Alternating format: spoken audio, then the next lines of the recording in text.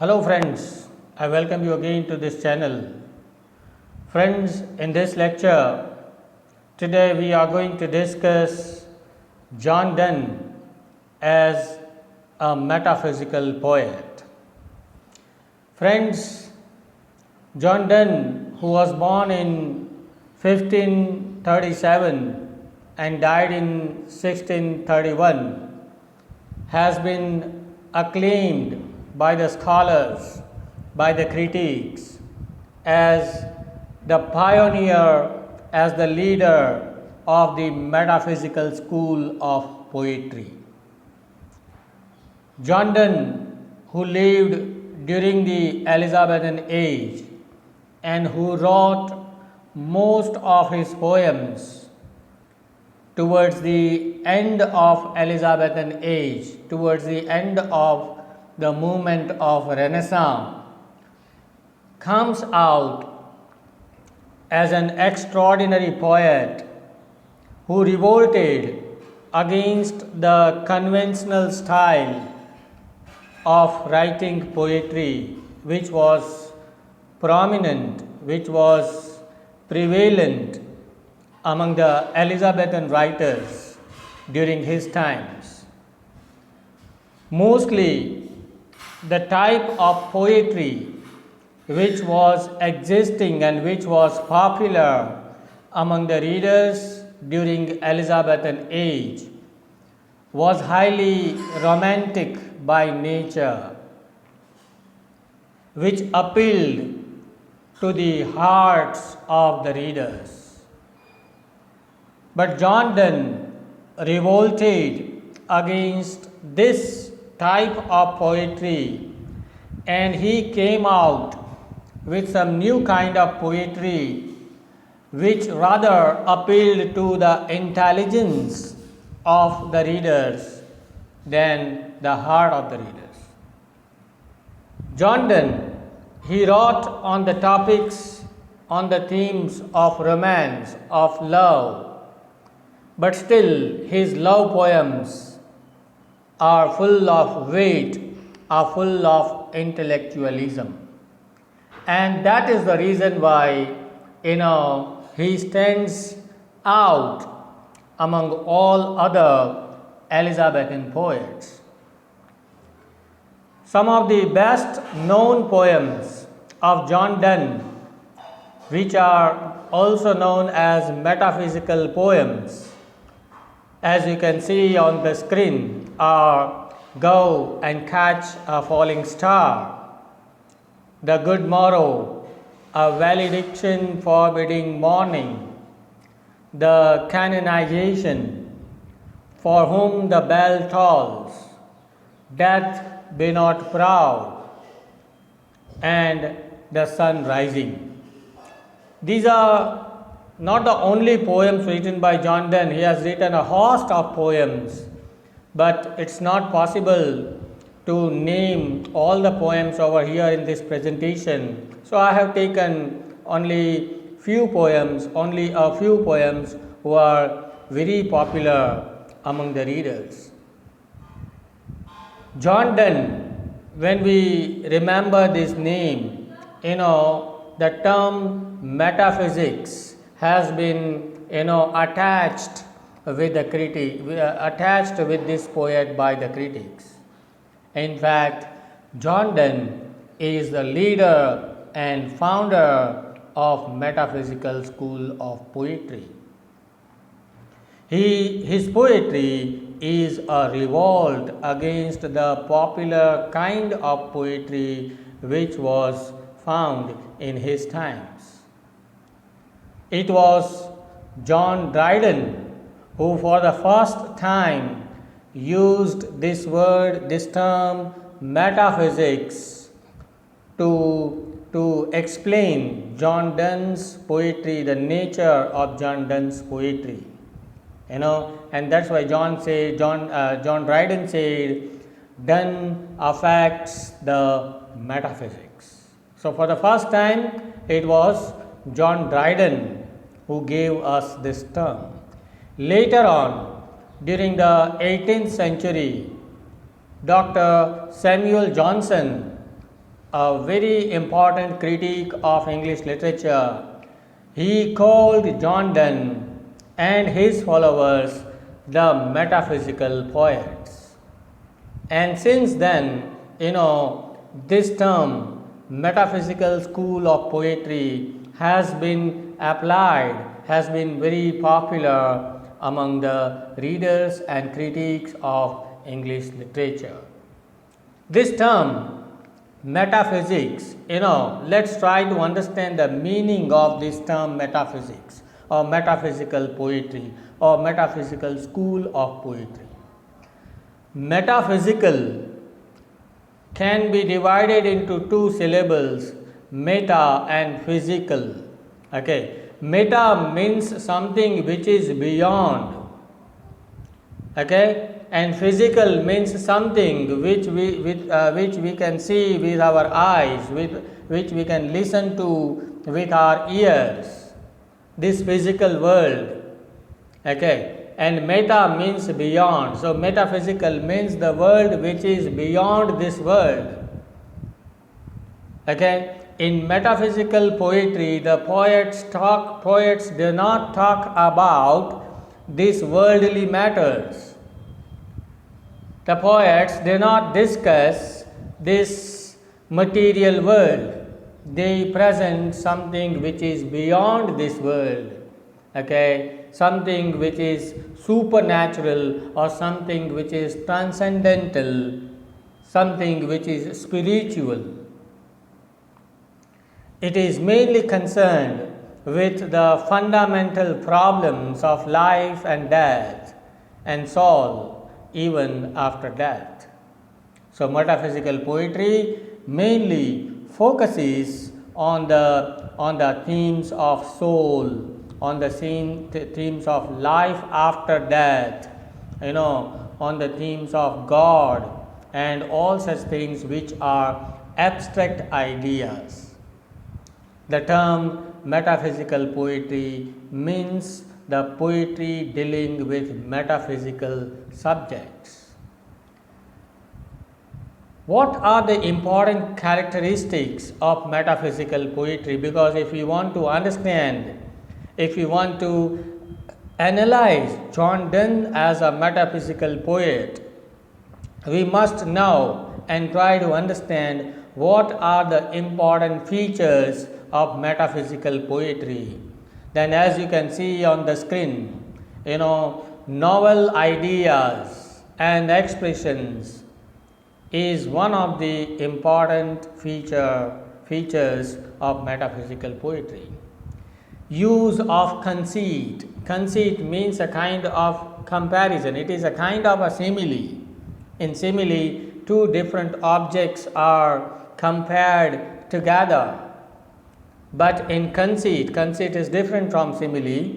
In conceit, two contrasting ideas are compared. Two uncomparable objects are compared by the poets. That is the use of conceit. Wheat, as I told you in the beginning of this video, wheat is also very important in metaphysical poetry. Why? Because this poetry appeals to our intelligence. Okay? It appeals to our heart, but at the same time, much amount of intellectualism is found in such metaphysical poetry. Obscurity. It is difficult to understand. Because of its wheat and intellectualism, such poems, metaphysical poems, mostly become obscure poems. They are difficult to understand for the common readers. Pomp and show of learning. It is through such metaphysical poetry that the poets tried in those times during the 17th century, the beginning of the 17th century, the poets tried to show their pedantic nature. They wanted to make a pomp and show of what they had read and known. So too much amount of learning is displayed in their poetry.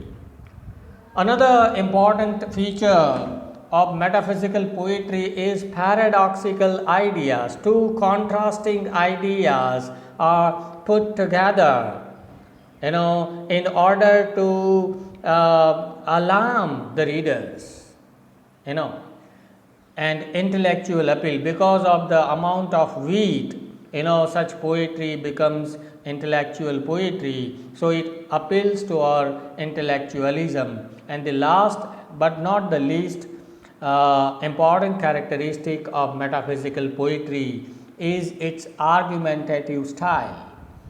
In such poetry, the poets present arguments between two characters.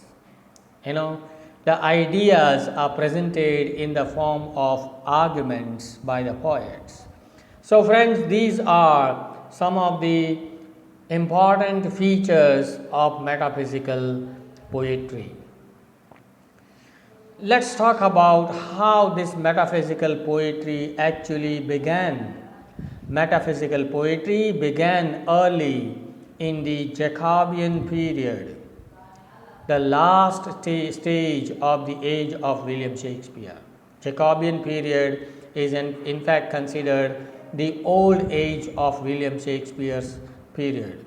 John Donne and his followers wrote this kind of poetry in the beginning of 17th century, and this tradition later on was revived in England and America in 20th century also. Who are the important poets, the leading poets of this metaphysical school of poetry? Then you can see on the screen John Donne, Robert Herrick, Thomas Carew, Richard Crashaw, Henry Vaughan, George Herbert, Lord Herbert, Abraham Cowley, Andrew Marvell, and Edmund Waller. These all poets come together to make a group which was known as Metaphysical School of Poetry.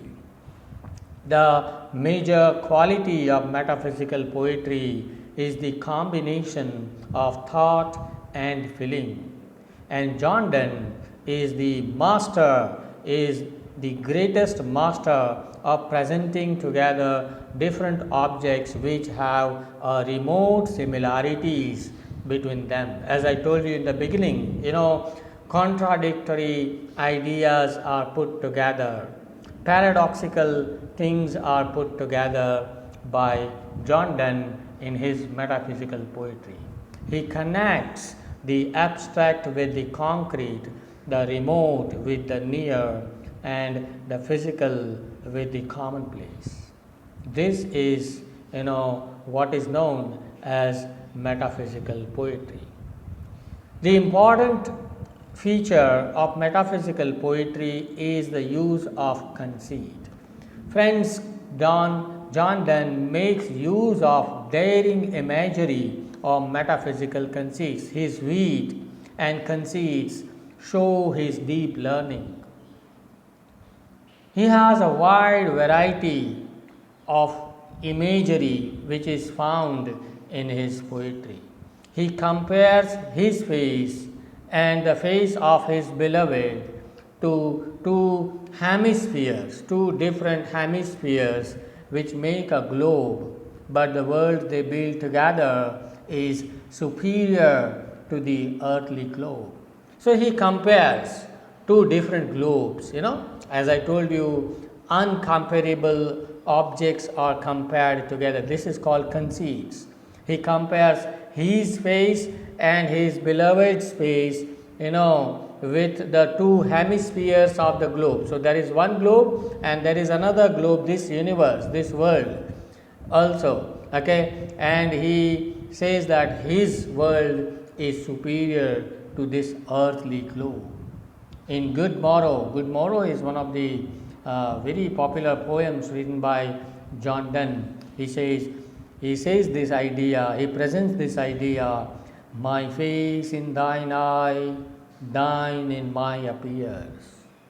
My face in thine eye, thine in my appears. where can we find two better hemispheres?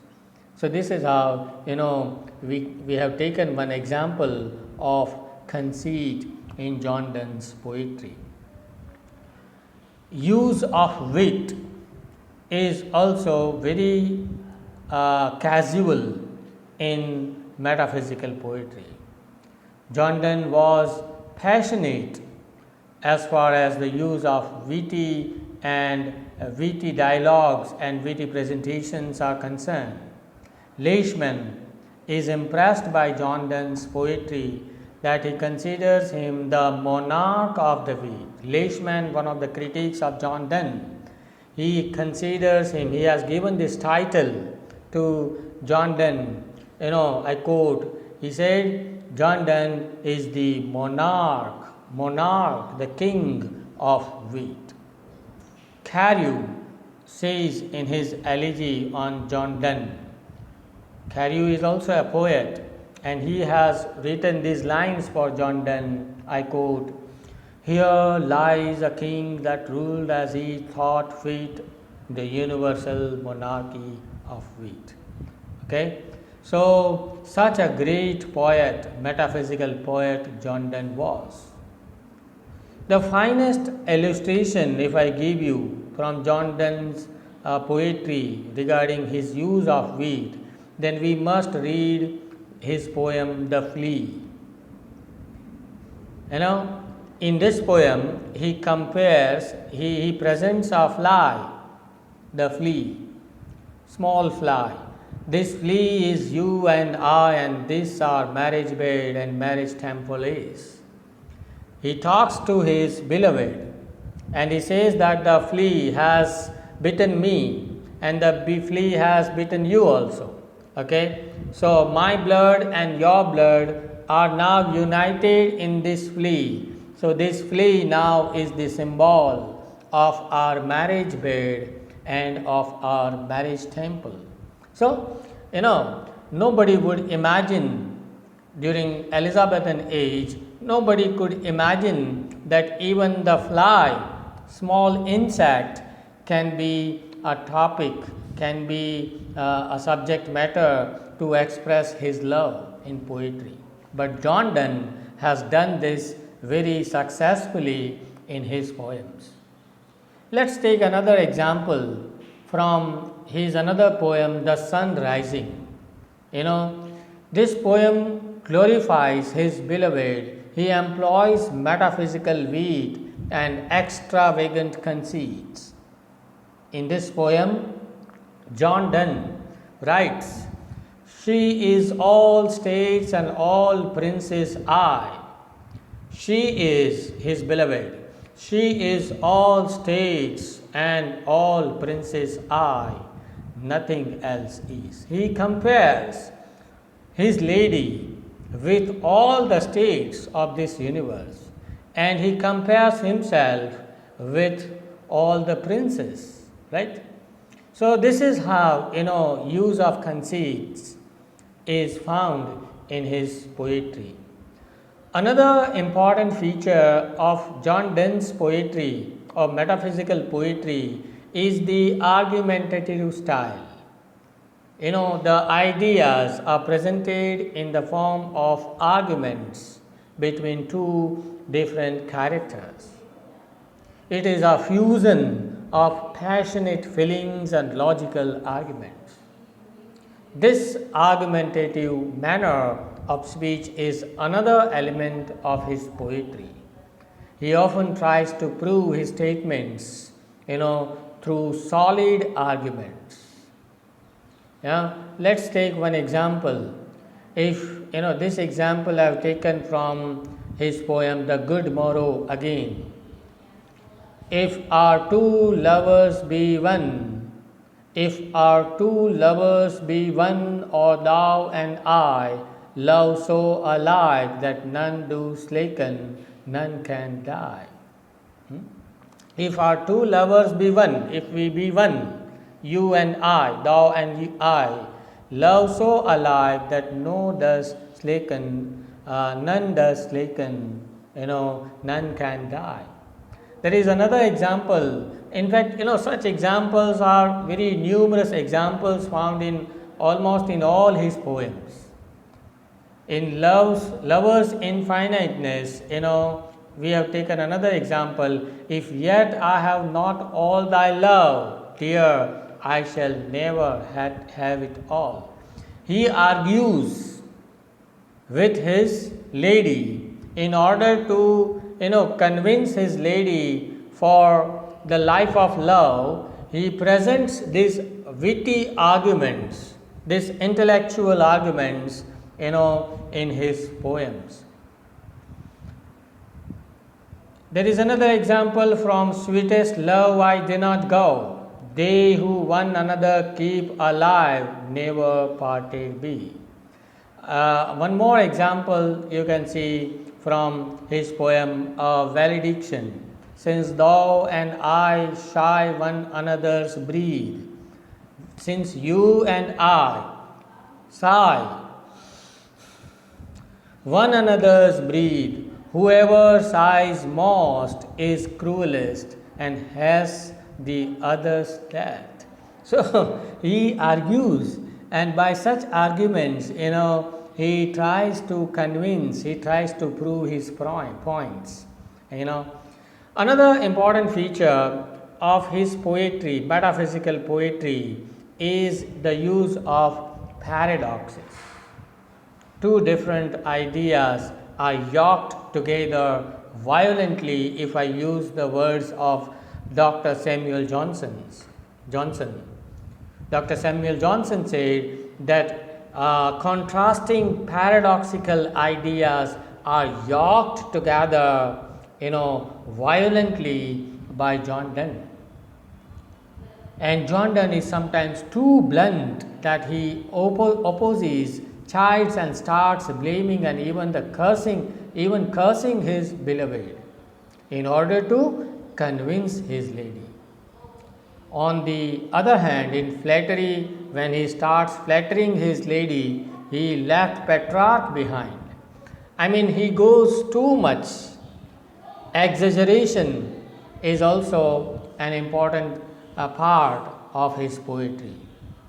This is because John Donne is so passionate a lover, and whatever he thinks, he expresses, and it affects in everything he does.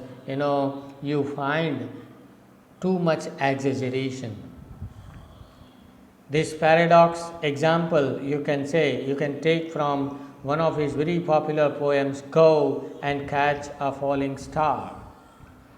And swear nowhere lives a woman true and fair. In this poem, John Donne, proves the point that nowhere in this world lives a woman fair and true, fair and faithful. In this poem, he writes that you travel 10,000 days and night till age grow white hair on thee, and when you come back after traveling 10,000 days and nights, you will swear to me, what? That nowhere lives a woman true and fair. This is a paradox. Another example of paradox, she is all states and all princes I, nothing else is. This is also, paradoxical idea. In fact, all these things are interconnected: paradoxes, affectation, and hyperbolic expressions, hyperbolic presentation. Hyperbole means exaggeration. Okay.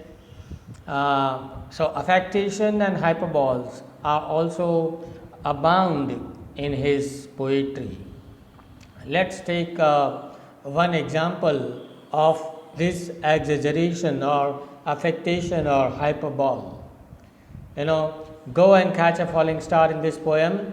In the beginning of this poem, the poet writes, go and catch a falling star, get with child a mandrake root. He says, go and catch a falling star. This is too much exaggeration, which is not possible. and get with child a mandrake root. Again, this is not possible. Or tell me where the past years have gone by. Tell me where the past years have gone by. This is impossible to tell where the past time has gone. You cannot go back into past, right, and tell where this time has gone. So such impossible things, improbable things are presented by John Donne in his poetry. So friends, before we end this video, let me conclude the whole presentation. John Donne, a man of metaphysics, comes out as an extraordinary, outstanding poet at the end of Elizabethan Age, or at the end of the age of William Shakespeare. John Donne became popular by his metaphysical poetry, which was actually a revolt against the existing poetry, existing romantic kind of poetry which was available, which was written in those times. And John Donne is a metaphysical poet, is the founder and pioneer of metaphysical school of poetry. It was John Dryden and Dr. Johnson who gave him this title, a metaphysical poet. And metaphysical poetry is replete with wit, intellectualism, pomp and show of learning, then use of conceits, argumentative styles, exaggeration, hyperboles, affectation. These are some of the important characteristics of metaphysical poetry. And after examining all his poems, we come to a conclusion that yes, John Donne is the outstanding metaphysical poet. So friends, if you really liked this video, please like, share and subscribe this channel. I'll come up with some new ideas, with some new topic in the next video.